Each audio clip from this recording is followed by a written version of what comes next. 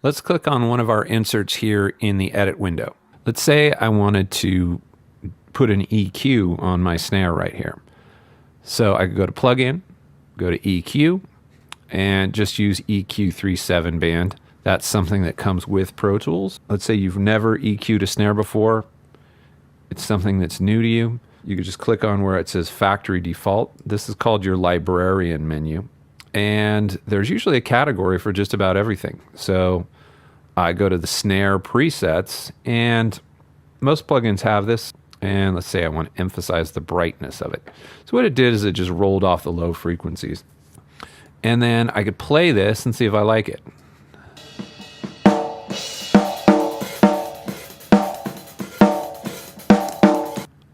The good thing about real-time AAX processing is if I don't like it, I can always change this. So maybe I don't want a brighter snare. Maybe I'm looking for a crisp snare instead. So what this does is it sort of brightens up the top end of the snare.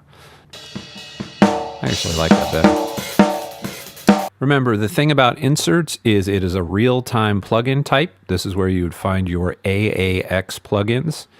It can be changed at any point in time, and this is serial processing. This means that all the audio on that track is going through that plugin.